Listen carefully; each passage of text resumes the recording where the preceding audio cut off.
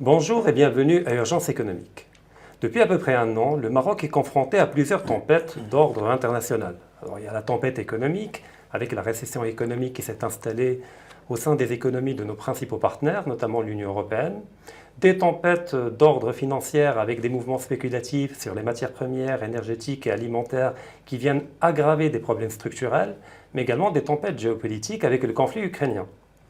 Alors dans ce schéma, le gouvernement marocain se retrouve écartelé entre différents impératifs, le premier étant de faire face à l'urgence, le deuxième étant de mener à bien un ensemble de réformes structurelles. Pour en parler, nous retrouvons notre invité immédiatement après le générique.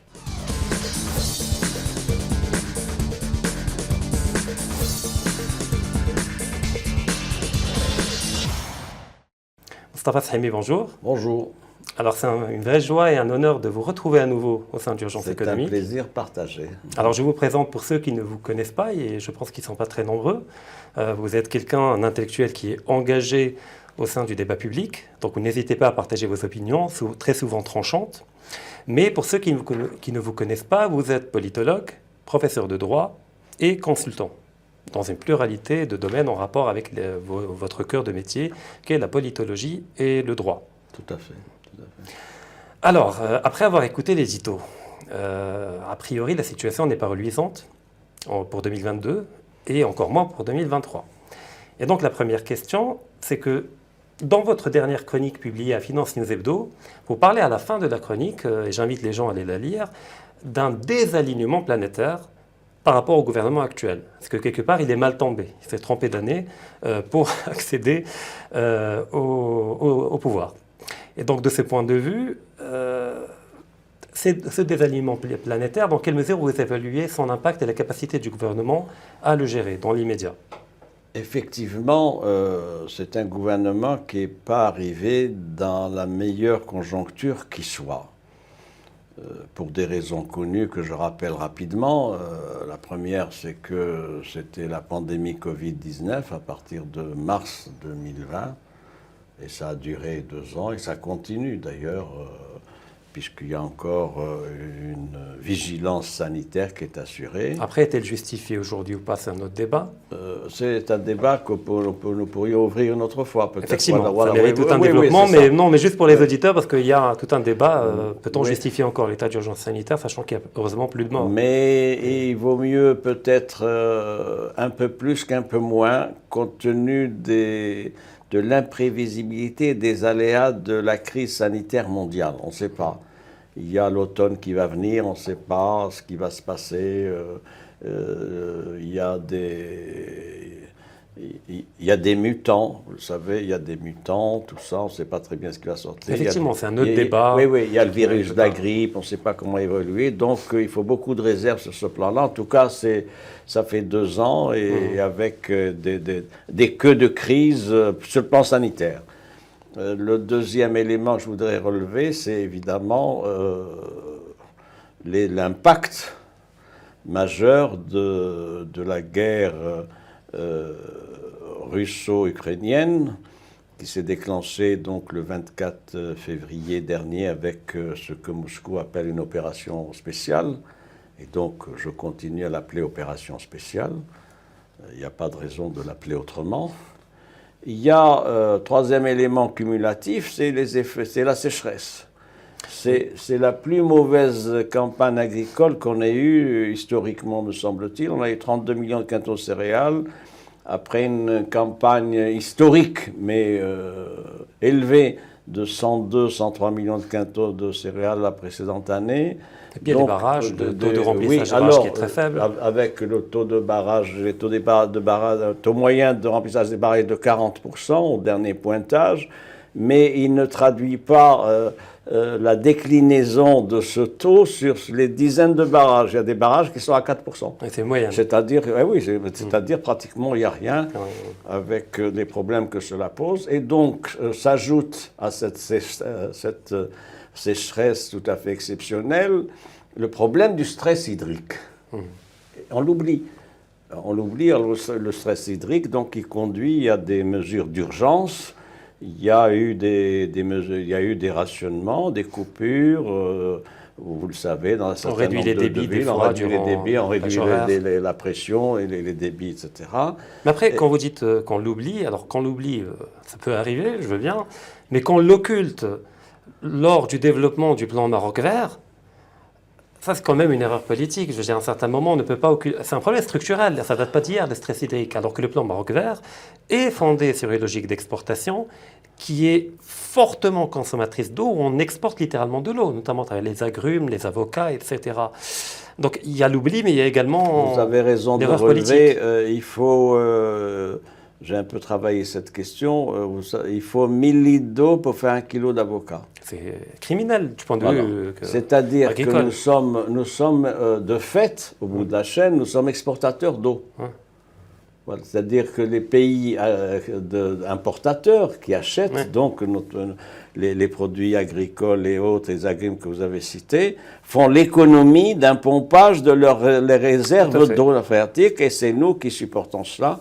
Alors, ça tient à quoi? Ça tient au fait que cette histoire de stress hydrique, moi, ça fait plus d'une vingtaine d'années que j'en entends parler.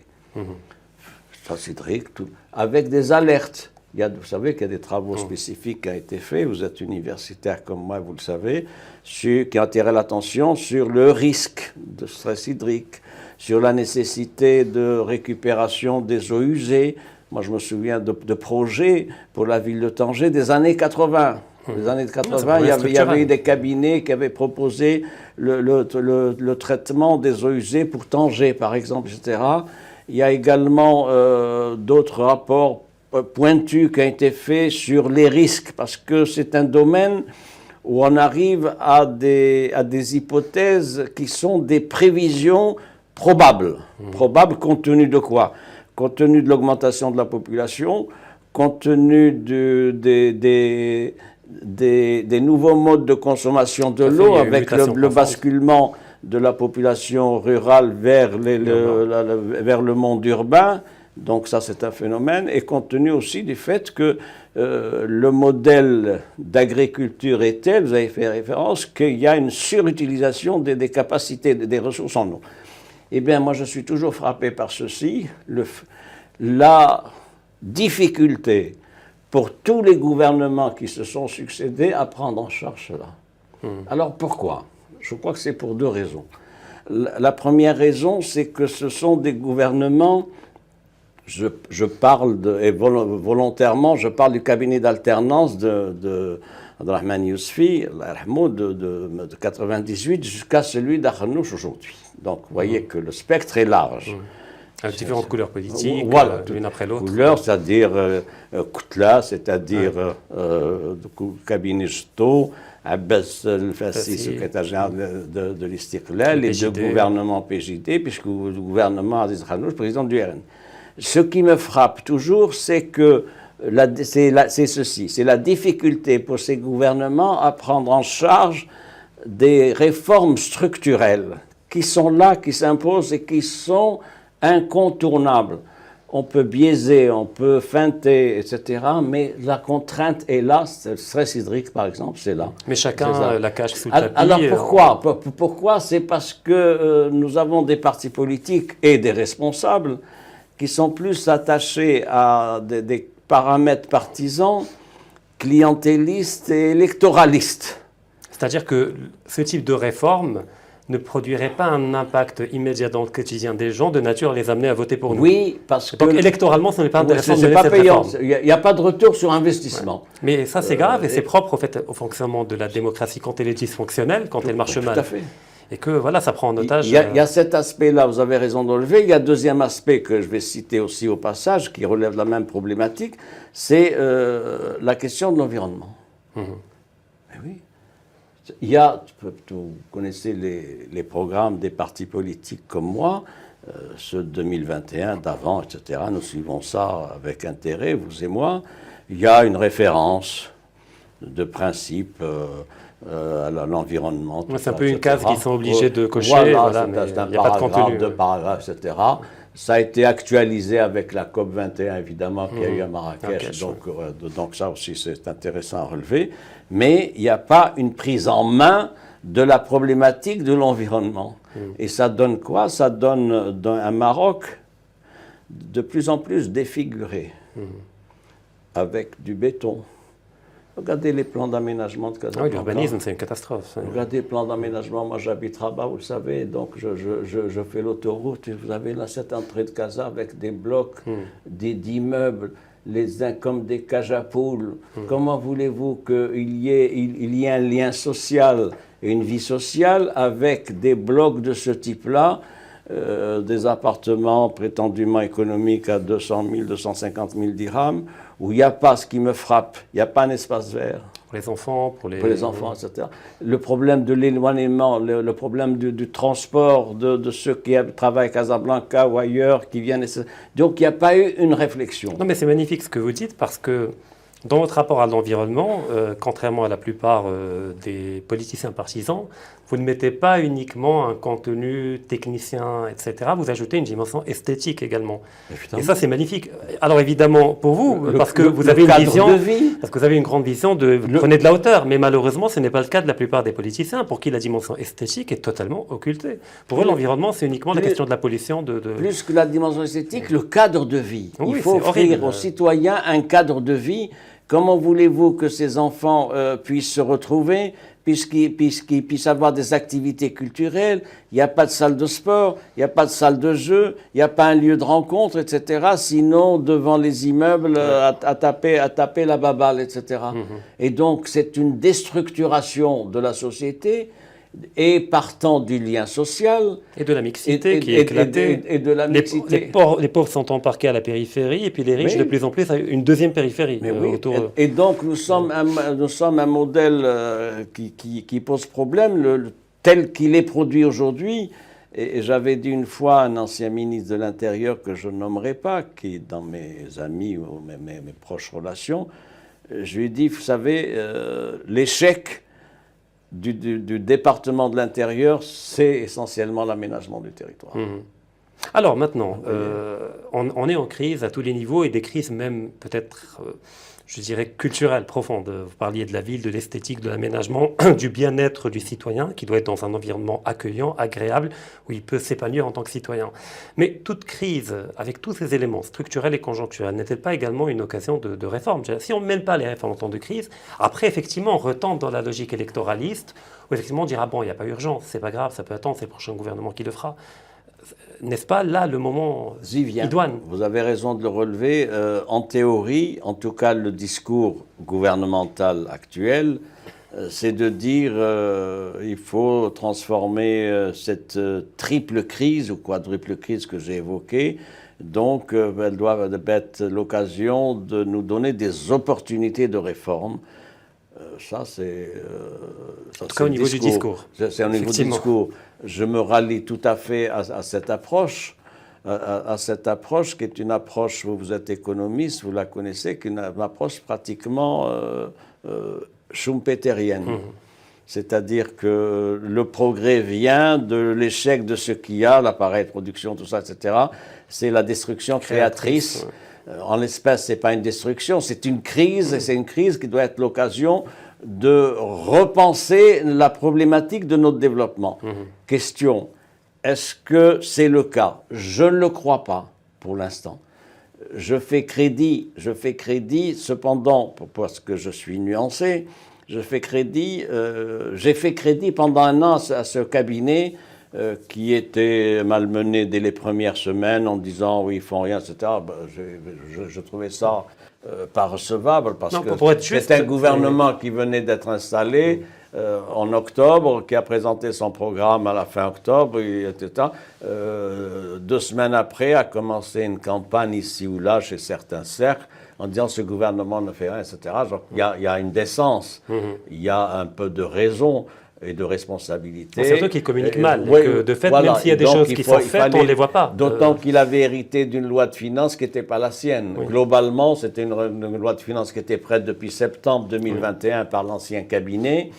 Et donc, il a fait des petites retouches, vous le savez, marginales d'ailleurs, etc. Mais c'était pas sa patte Il n'avait pas imprimé. Pas d'empreinte.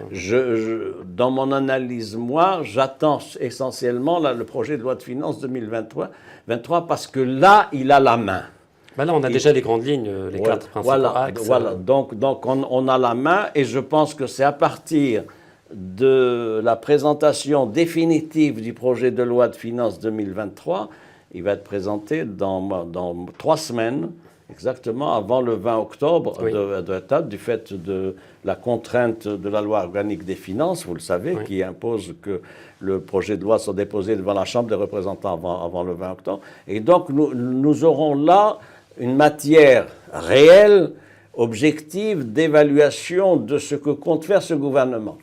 Vous avez parlé de désalignement des planètes, et oui, parce que il y a un certain nombre d'indicateurs qui sont préoccupants, sinon au rouge. Alors, il y a ce qui marche, c'est vrai, il faut le dire.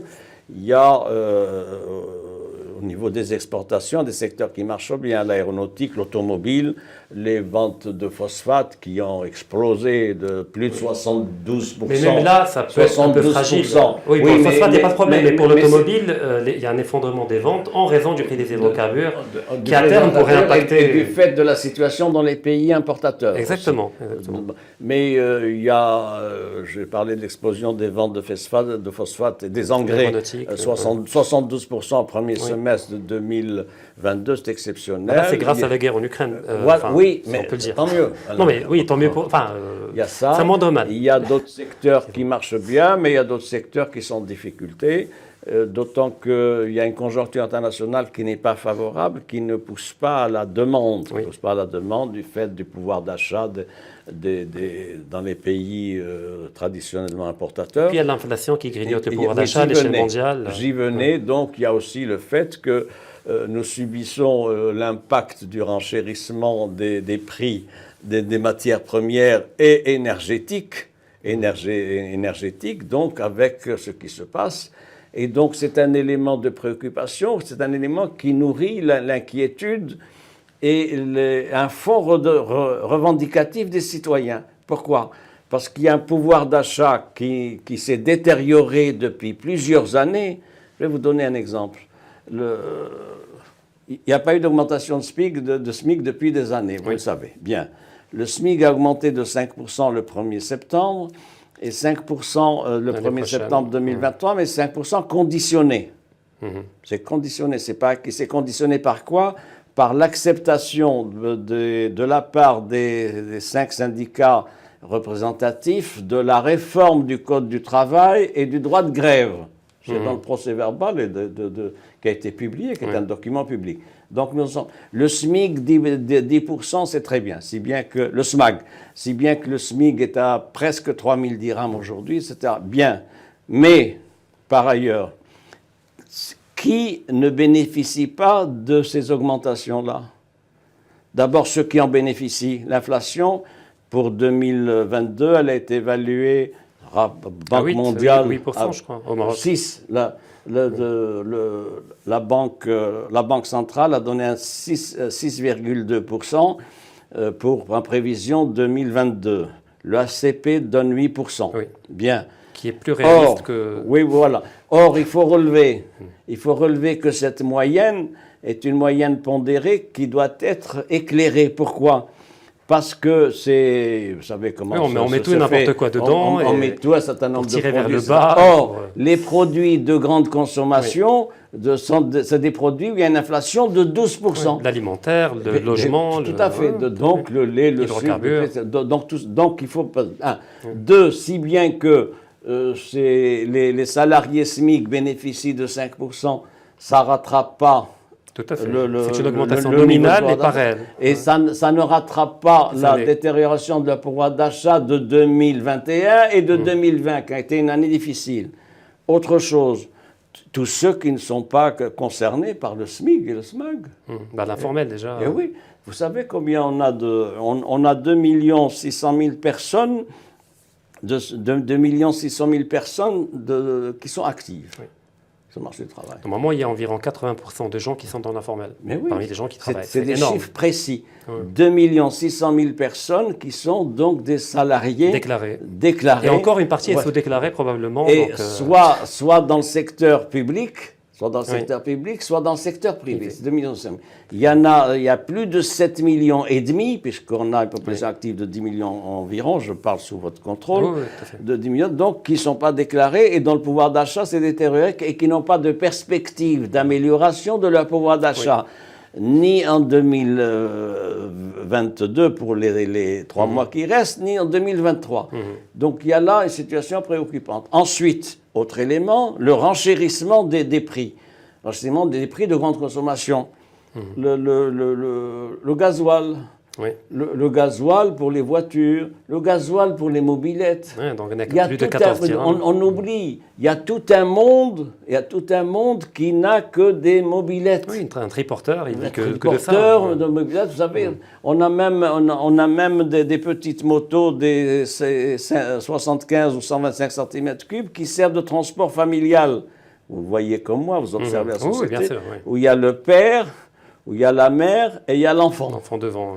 Eh oui, donc nous en sommes là. Après, Alors, même la classe moyenne, je veux dire, même si elle touche beaucoup plus que les gens évidemment. informels, elle souffre énormément. C'est-à-dire, tout l'argent qu'elle mettra dans le réservoir, elle ne le mettra pas dans le restaurant, elle ne le mettra pas dans l'hôtel pour un voyage, elle ne le mettra pas ailleurs. Donc il y a une contraction de la demande dans qui le est énorme. bouclage, cette classe moyenne ne va pas au restaurant. Ouais. C'est les contraintes, c'est payer les charges qu'il y Exactement. a, c'est l'électricité, Et c'est puis payer l'éducation la scolarité des privée, enfants, effectivement, la plupart, etc. Donc nous en sommes là. Alors, pour revenir au gouvernement, il se trouve face à cette situation-là. On ne peut pas lui faire grief de se retrouver face à cette situation-là. En revanche, on peut l'interpeller sur ce qu'il fait pour apporter des mesures à cette situation. Des mesures d'amélioration des conditions de travail, de vie des citoyens. Est-ce qu'il y a de l'audace, de la prise de risque Oui. dans les mesures Alors, la difficulté vient de quoi? La difficulté vient, on l'a dit, on l'a répété, mais il faut le redire. La difficulté tient à un problème de communication. Il faut communiquer. Le chef du gouvernement aujourd'hui communique peu. Déjà, il communique Ouais, pour certains mal. Ouais, oui. Et D'où le fait qu'il communique peu. Non, il communique peu, et quand il communique pas de manière très explicative, etc. C'est pas rassurant. Ouais, c'est pas rassurant. Ensuite, autre point, il ne respecte pas les délais constitutionnels d'explication. Il y a une disposition dans la Constitution qui dit qu'une fois par mois, il y a une séance réservée au chef du gouvernement. Il doit venir, il doit. Oui. Eh oui, ça n'a pas été respecté. Après, en même temps, comme il n'y a pas d'opposition au Parlement, je veux dire, il est en terrain Oui, conquis. mais Je veux dire, il y a la des majorité citoyens. absolue.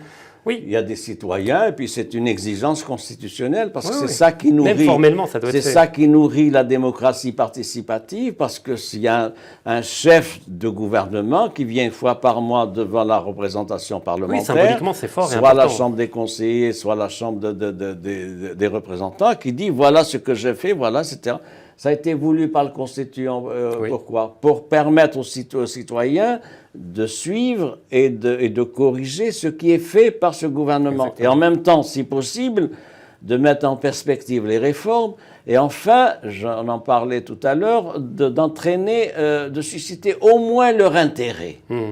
Or, en l'espèce, il faut bien le dire, c'est le brouillard. Ouais. C'est le brouillard, c'est-à-dire que, vous savez, un gouvernement, il est venu des urnes, on peut y revenir. Il est venu des îles et ici des urnes. Non, en même temps, c'est. Il a un mandat, il a un programme qui a été validé, qui est à l'origine de son investiture par la Chambre des représentants. Il faut qu'il explique ce qu'il va faire et pourquoi il le fait. J'ajoute que c'est une conception très, j'allais dire technocratique, même pas. Très technicienne de la politique. C'est-à-dire, on a le sentiment que ce gouvernement considère que nous, citoyens, on n'a pas à savoir. Donc, au fait, on peut dire, enfin, de manière assez triviale, qu'ils font du management davantage qu'ils ne font de politique. Oui, parce que... Davantage une gestion d'entreprise. Du fait de leur profil particulier. Oui. Oui, Du fait de leur profil déformation particulier professionnelle et de leur cursus. Et d'ailleurs, le choix qui a été fait pour un certain nombre de titulaires de départements ministériels par le chef du gouvernement est un choix significatif de cet aspect-là. C'est-à-dire, on s'est basé sur des CV des CV de personnes tout à fait estimables, surdiplômées, mais dans des créneaux très pointus. Dans des créneaux très pointus. Et donc, c'est des personnes qui ont, qui ont eu des résultats dans leur carrière professionnelle, qui ont fait souvent une carrière au Maroc international tout à fait intéressante, etc. Mais que ce n'est peut-être pas les profils les mieux adaptés pour prendre en charge des politiques au niveau de département. C'est une erreur qui a été faite, que reconnaissent d'ailleurs un certain nombre de responsables du PAM. Qui disent on s'est planté, l'erreur qui a été faite, c'est de présenter des profils et des CV de surdiplômés. Le Régnier a fait la même erreur, je oui, veux dire, oui, deux, tout à fait. Mais le PAM a fait amende honorable par rapport à ça. Mais comme disait un des responsables du PAM, qu'est-ce que vous voulez faire avec un CV de surdiplômé? Qu'est-ce qu'il peut expliquer à Marrakech, à Jamel Fna? Exactement. Voilà, moi je donne toujours donc, cette un problème de communication qui est fondamental. Voilà, ça. L'autre point aussi, c'est qu'ils considèrent qu'ils savent, qu'ils ont une expertise et qu'ils ne peuvent que bien faire. Autre élément aussi, ils ne connaissent pas la société. Vous savez, ça serait intéressant de faire une monographie. Oui, c'est toute une sociologie. Une monographie précise sur l'univers culturel d'un certain nombre de responsables. Il y a tout un débat sur le déracinement. C'est-à-dire que, je vais résumer en forçant le trait, ils ont des profils particuliers, Casablanca, Rabat, ailleurs, etc. Ils ont fait de grandes écoles, ici ou à l'étranger. C'est un microcosme, c'est une micro-société. Et ils sont entre eux, ils voyagent entre eux, ils sont dans un monde à part. Donc le risque est de fantasmer le citoyen marocain, faute de le connaître pertinemment. Et donc ils sont dans un univers particulier. Ils ne connaissent pas la Médina, ils ne connaissent pas Soueqa, ils ne connaissent pas les gens, ils ne connaissent pas les difficultés du quotidien, etc. Et donc c'est une micro-société qui est là et qui n'a pas une claire appréhension des problèmes des citoyens. Je donnais l'exemple une fois dans une conférence à propos d'un ministre, etc. Je lui dis, oui, mais il n'a jamais vu une commune rurale. C'est ça. Eh oui, c'est bien. C'est bien Casablanca Finance City, le conseil d'administration des banques, les grandes entreprises, les multinationales, Casablanca, etc. Mais ce sont, pour la bonne partie d'entre eux, ils ne sont jamais sortis de cet univers-là pour voir comment ça se passe dans le monde rural, dans la périphérie des villes, etc. Là, c'est tout le problème de la reproduction des élites et du système de rotation des élites. Ça n'empêche pas pour autant que c'est pas rédhibitoire.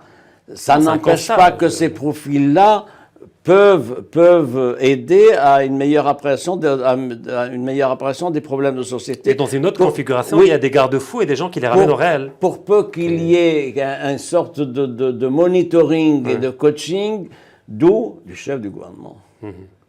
C'est là qu'intervient la responsabilité du chef du gouvernement. Et ça, c'est important. Et deux, que dans leurs partis respectifs, ils soient nourris par un flux d'informations et d'interpellations. Des rapports au niveau de leurs partis respectifs. Ensuite, au niveau des groupes parlementaires.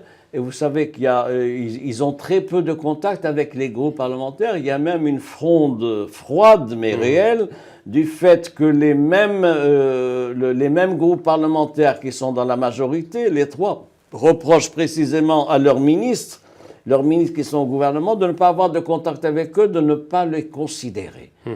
Et donc voilà une scène politique dans le processus de gouvernance où il y a une fragmentation d'une intelligence collective et d'une pensée collective qui ne peut pas exister du fait précisément que c'est compartimenté et qu'il n'y a pas de relation de débat entre les uns et les autres. C'est effectivement passionnant et ça mériterait tout un débat. Donc, il y a beaucoup de questions qui ont été évoquées. Donc, la question de la démocratie interne à l'intérieur des partis, la remontée de l'information, les obstacles qui l'empêchent, le déracinement des élites, qui n'est pas une faute, mais c'est un constat. Je veux dire, il y a une réalité qui fait qu'il y a des parcours qui font qu'il y a des gens qui perdent le contact avec le réel, d'où le fait qu'il faut des garde-fous. Je vais vous donner. Et vous parliez du chef du gouvernement comme étant celui qui, normalement, devrait rappeler les priorités et les réalités, et recadrer et encadrer les ministres de telle manière à les maintenir alignés avec le réel. C'est le problème du processus de sélection des membres de ce cabinet. Je vais vous donner quelques exemples quand même qui témoignent de la difficulté qu'a ce cabinet par suite des processus de recrutement et de sélection des trois quarts des ministres en place. Intéressant, les trois partis, RNI, PAM et Istiqlal. Au parti d'Istiqlal, il y a 26 membres du comité exécutif. Il n'y a aucun membre qui a été pris comme ministre. Oui. Eh oui, il faut le dire. C'était le grand perdant de ce bloc-là, l'Istiqlal. Le PAM, c'est la même chose. Est-ce que ceux qui ont été sélectionnés au sein du PAM sont ceux qui avaient le plus de pratiques, de militantisme au sein du PAM, Il y a une minorité, comme Saïd, mais à part ça, effectivement, la plupart... Mais ça reste des cas limités. Oui, pour ce qui est du RNI aussi, pareil. Le RNI dispose de compétences. C'est un parti qui a 44 ans. Oui, mais il y a une pratique de coloriage en bleu qui fait qu'il y a beaucoup de profils compétents, mais qui ont été parachutés au dernier moment. Donc finalement, c'est des éléments cumulatifs qui font que, en fin de course, on se retrouve avec un cabinet où il y a des profils technocratiques mais qui n'ont pas l'occasion du fait de la coupure de fait, avec leurs partis respectifs, d'être nourris par une réflexion collective partisane pour chacun d'entre eux. D'accord. Alors, il y a une question relative à un sujet en dehors du gouvernement, mais au fait, on quitte le gouvernement sans réellement le quitter. Alors, pendant que le gouvernement joue aux sapeurs-pompiers ou aux pompiers pyromanes selon certains, Banque El Maghreb a décidé de relever son taux directeur en passant de 1,5 à 2%. Peut-on dire que dans cette conjoncture compliquée, Banque El Maghreb a taclé le gouvernement ?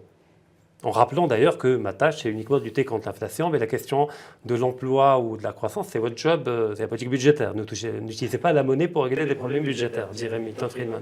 Ça tient, la politique de Banque El Maghreb telle qu'elle est, et qu'il faut saluer, me semble-t-il, tient à deux éléments liés entre eux. L'un est d'ordre législatif, c'est l'indépendance de la Banque centrale qui a été consacrée. Oui, c'est des constitutionnels et des statuts.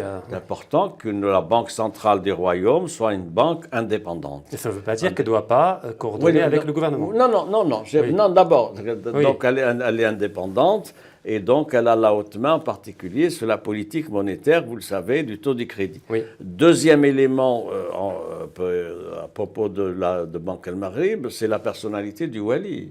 Oui. La personnalité du Wali qui justifie d'une expérience exceptionnel. Il a été ministre des Finances, a été président directeur général de la BMCE et il est maintenant donc depuis 2003, 19 ans, de Wali Banque El Maghreb, et qui a une conception orthodoxe de la politique monétaire, la politique du crédit. Pourquoi ? Parce que il a été marqué par les difficultés, la crise qu'a eu le Maroc avec le programme d'ajustement structurel 1983, 1992, 1993. Et donc ça hantise, c'est le fait qu'on se retrouve dans des situations comparables à celles des années 80. C'est un peu comme le cas allemand avec la Bundesbank, qui est traumatisé par l'hyperinflation de l'entre-deux-guerres. Tout à fait. Quel est son souci ? C'est la maîtrise des grands équilibres. Bon, ça c'est fait. C'est fait, mais il est derrière. Il est derrière et il tire la sonnette d'Allah. Sa deuxième hantise, c'est l'inflation. Sur ça, il a une doctrine constante, malgré les pressions, alors qu'il y avait des thèses d'un certain nombre de responsables économiques qui disaient « Oui, mais un peu d'inflation, ça ne fait pas de mal, ça permet de faire démarrer la machine, tout ça. » Il s'est toujours posé ça. Maintenant, il y a un environnement international. Moi, je n'ai pas de secret, mais je savais que le taux allait être, je le sais, quand j'ai vu ce qui se passe à l'international, notamment la Fed et ailleurs, etc., la BCE, je savais que ça allait augmenter. Donc ça. Alors, évidemment, c'est une décision souveraine, qui n'est pas décontextualisée par rapport à la politique économique et financière du gouvernement, etc. Mais c'est une décision qu'il fallait prendre parce que c'est une contrainte majeure liée à l'environnement international. Alors, est-ce qu'il tacle le gouvernement ou pas? Le gouvernement ne manque pas de brillants esprits, fussent-ils technocratiques, et ils savent très bien que c'était inévitable. Et donc maintenant, la difficulté, c'est que ça se complique. Parce que forcément, ça va se traduire par un renchérissement du taux de crédit. Vous savez, donc la charge de la dette, oui, au niveau des banques. 50 points de points de base, ça passe de 1,5 à 2%, etc. Oui. Mais il va se trouver que dans la politique des crédits des banques, ça sera beaucoup plus que 50 points de base, vous le savez comme moi, sinon mieux que moi. Elles sont désormais dans les taux négatifs avec une inflation qui est supérieure au taux Tout à fait. Donc nous sommes dans cette situation-là et c'est un élément que doit prendre en considération. Vous rappelez dans votre chronique publiée sur Financiers Hebdo que ça aura également un impact sur la dette du Trésor, notamment au niveau des nouvelles souscriptions par rapport aux bons du Trésor. Tout à fait. Ça aura un impact. La charge de la dette. Donc tout ça évidemment, c'était pas évitable et le gouvernement doit prendre la mesure de cela. Ça repose à notre problème maintenant. Quelle politique financière compte mener le gouvernement? Si vous voulez bien, on enchaîne avec le financement. Tout à fait d'ailleurs. Oui, mais je vous laisse continuer. Voilà. Donc ça va avoir des incidences sur la politique financière du gouvernement, sur la mobilisation des ressources et sur les financements des programmes, et soit annoncés, soit initiés, soit en œuvre. En fait, on n'a pas 36 moyens. Il y a la fiscalité et la dette. Enfin, dans le paradigme du gouvernement, je veux dire. La dette, sur le papier, nous avons encore de la marge. C'est discutable. Non, nous avons encore de la marge. Mais c'est un contexte défavorable. Parce que du fait que nous n'aurons pas les taux que nous avons eus il y a 2 ans, les taux bonifiés il y a 2 ans, etc. Et donc peut-être qu'on a raté une sortie à l'international il y a 1 an. Non, mais pour moi, toute sortie à l'international est une erreur monumentale. On le fait quand on n'a pas le choix du tout par rapport aux réserves de change. Mais ça permet, si vous le permettez aussi, je connais vos positions. C'est question de souveraineté. Je connais vos positions sur la dette. Si vous le permettez, j'ai un avis différent. Non, mais bien entendu. Il y a dette et dette. Si c'est une dette pour des investissements productifs, moi, je suis pour. Mais ce n'est jamais le cas. Ce n'est jamais le cas. On n'investit pas pour la Silicon Valley, on n'investit pas pour acheter des brevets, pour faire du transfert technologique. Mais il faut espérer que ça soit le cas en 2022. On ne fait pas de la politique avec de l'espoir. Donc, non, mais je veux bien. Il faut une gestion active de la dette. Gestion active, c'est-à-dire pas pour boucler les fins de mois, mais pour des investissements, il y a un endettement qui est productif. Sur le papier. Qui est productif. Mais il faut veiller. C'est là qu'intervient la politique. Je vais évoquer ce point tout à l'heure. Alors d'ailleurs, parce qu'on parle de la dette, mais il y a un autre problème concomitant à cela, c'est qu'on parle de problèmes structurels qui s'ils avaient été réglés en amont, on n'aurait pas eu ce questionnement par rapport à la dette. C'est des problèmes structurels et profondément ancrés dans l'économie marocaine, la société marocaine. Bon, il y a la question de la corruption, il y a différentes problématiques, mais il y a également l'économie de rente, des systèmes de rente consciemment mis en place par des gens pour défendre des intérêts. D'ailleurs, j'aimerais citer un bref passage du discours royal prononcé le 31 juillet dernier à l'occasion de la fête du trône, où il le dit clairement. Il dit que le plus grand péril, donc on parle de péril et pas uniquement de problème, pour le développement du pays et pour la promotion des investissements, réside dans les entraves dressées à dessein, donc volontairement, par certains pour préserver leur propre intérêt et réaliser des profits personnels. Ces agissements doivent être combattus. On parle d'un combat qui doit être mené contre ce type de mécanisme. Qu'a fait ce gouvernement? Alors oui, une année, il est là, mais au moins des vœux pieux, des intentions pour lutter contre l'économie de rente. Déjà qu'il y a beaucoup de gens qui parlent de conflits d'intérêts, d'éventuels... Voilà, que l'économie de rente est même au sein du gouvernement. Je ne dis pas que c'est le cas. Mais je dis qu'il y a des gens qui disent comment un gouvernement va combattre une économie de rente alors que les plus grands archétypes de cette économie de rente sont dans le gouvernement, d'après certains. Je relativise encore une fois. Je ne vais pas aussi loin, si vous le permettez. Moi, je fais crédit, évidemment, qu'il y a des problèmes liés à certains profils dans ce gouvernement, et premier d'entre eux, qui est la première ou deuxième fortune du royaume. Moi, je laisse volontairement de côté cet aspect-là pour rester au niveau de l'analyse politique, si vous le permettez. les choses sont ce qu'elles sont. Le chef du gouvernement est la première ou deuxième fortune du royaume. Ce que j'attends de lui, en revanche, en tant que citoyen, c'est qu'il fasse des réformes. Alors, il y a quoi sur ce terrain-là? Alors qu'est-ce qui bloque? Pourquoi on ne fait pas de réformes? On ne fait pas de réformes parce qu'il y a une capacité d'arbitrage qui n'est pas totalement assumée par les centres de décision. C'est quand même intéressant ce que dit le roi. Oui, c'est ce que dit le roi, c'est-à-dire c'est une censure d'une certaine gouvernance qui est accommodante et qui fait l'affaire d'intérêts personnels et autres, etc. Et qui prend en otage le développement économique du pays. Etc. Donc c'est quand même intéressant. Alors qu'est-ce qu'il faut faire? Ça peut venir, vous connaissez ma thèse là-dessus, ça peut venir que de la plus haute autorité du royaume.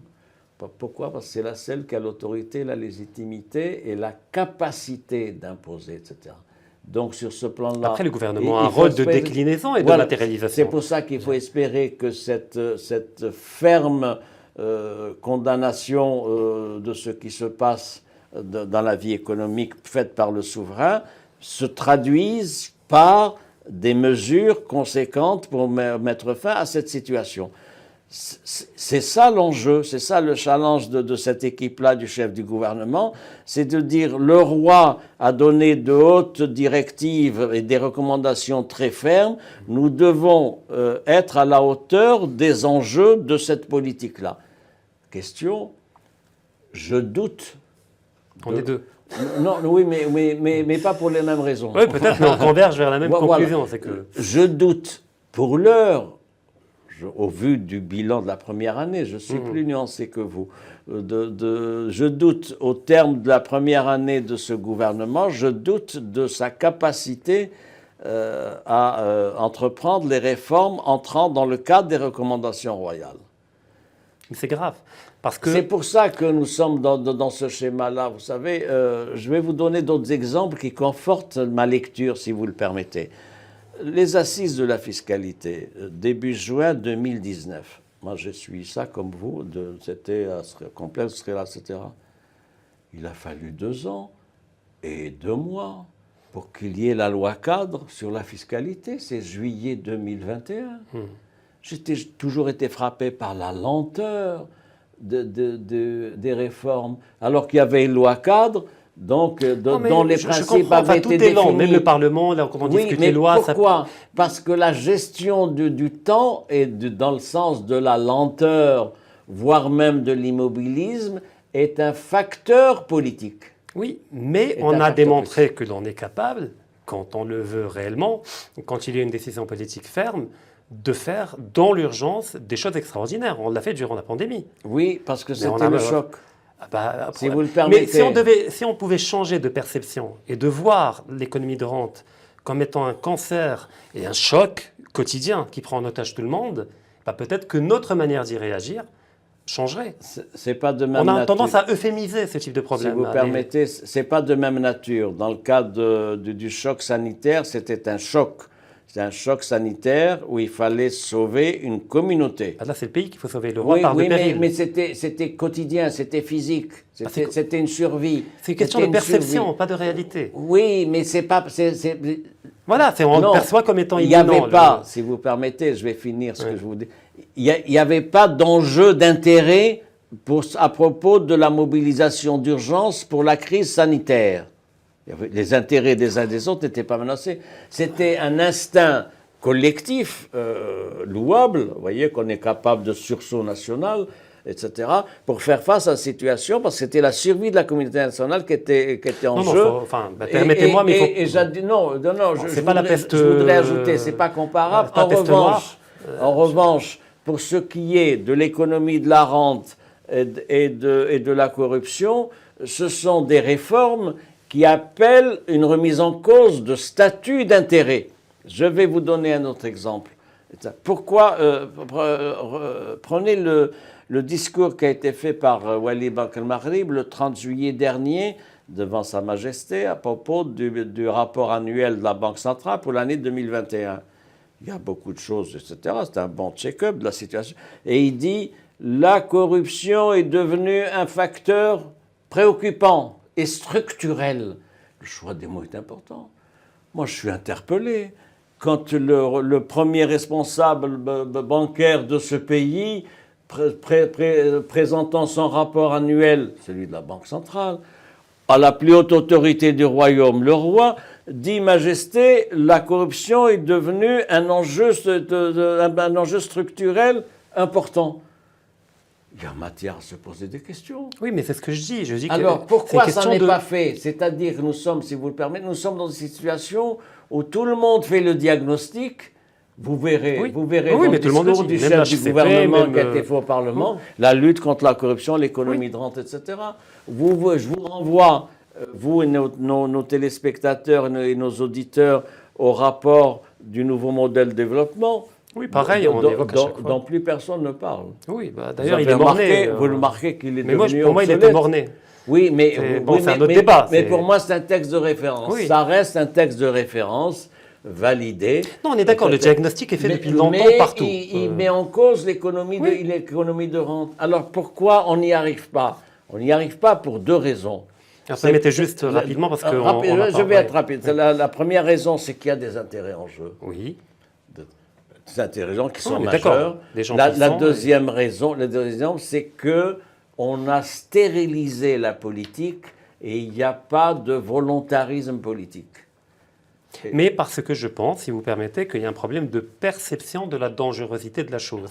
C'est qu'au fait, et peut-être on n'est pas d'accord, mais je considère que la corruption et l'économie de rente fait plus de morts que jamais ne pourra en faire le Covid. Mais la seule différence, c'est que le Covid cause des morts directement, de manière visible, tandis que les autres fléaux que j'ai évoqués le font indirectement, par le manque d'hôpitaux, par la faiblesse du pouvoir d'achat qui font que les gens ne peuvent pas accéder aux soins. Je vais vous aider. Il y a une hécatombe qui est provoquée indirectement par tout cela. Je vais vous aider dans mon vocabulaire. Pour ce qui est de la pandémie Covid, c'est des morts... C'est 15 000 morts, je sais, 15 000 morts. C'est des morts médicales. Non, c'est juste qu'on les voit, c'est ce qui est problématique. C'est des morts médicales. Oui. Pour ce qui est des effets durables de la corruption et de l'économie des rentes, c'est des morts sociales, mais lentes. Et même physiques, des fois. Quand on va à l'hôpital public et qu'on ne trouve pas de matériel pour traiter, les deux, au fait, voilà, c'est les deux morts. Alors, on va faire un peu comme dans les paris de foot. Vos pronostics pour 2023 ? Optimiste, pessimiste, mitigé ? Ou vous ne prononcez pas non, il y a toujours l'espoir. Vous vous rendez compte ? Qu'est-ce qu'on ferait sans l'espoir? Déjà, on est là pour en parler, c'est qu'il y a de l'espoir, sinon on n'en parlerait pas. Cela dit, je suis réaliste, moi je suis plutôt de l'école réaliste, vous le savez. Oui, c'est-à-dire qu'il y a un certain nombre d'hypothèques, de contraintes majeures qui doivent être abordées avec beaucoup de détermination. Qu'est-ce qui va poser problème? Ce qui va poser problème, c'est le bouclage du budget, le financement, la mobilisation des ressources, de financement prévues par les annonces et les mesures recommandées par le souverain. Oui. De la protection sociale. Pareil, le financement. Eh oui, les allocations familiales, le basculement de l'AMO, donc avec du RAMED vers l'AMO avec 11 millions de personnes. Donc autant de contraintes financières majeures. Pour 2025, on a prévu, vous savez, pour la protection sociale, une charge annuelle 51 milliards de dirhams, et pour 2025. Pour l'heure, on est à 14-15 milliards pour chaque année, et ça va évoluer. Il faudra bien trouver des ressources. Et il faudra bien trouver des ressources où? Vous l'avez dit tout à l'heure, soit dans la fiscalité, soit dans l'endettement. L'endettement, je pense que je vous rejoins, que ce n'est pas le moment, que ce n'est pas la bonne conjoncture. Donc, il faudra bien trouver des ressources financières locales. Pourquoi pas un prêt? Pourquoi pas un prêt national? Mobiliser l'épargne nationale. Vous savez quelle est l'importance du cash qui circule au Maroc? Oui, c'est énorme. Mais oui, demandez... Et là, on vient d'un fonds... Oui, mais... Déjà, élargir l'assiette fiscale, c'est pas mal. Non, déjà cet argent dormant. Oui. Déjà, donc, il y a des statistiques de la Banque centrale qui sont données. Et d'ailleurs, c'est du cash qui augmente d'année en année, vous savez, du fait pour un certain nombre de raisons. Donc, pourquoi pas, dans un élan de citoyenneté, de solidarité, faire une campagne pour qu'il y ait un emprunt qui soit lancé. Pour mobiliser l'épargne nationale.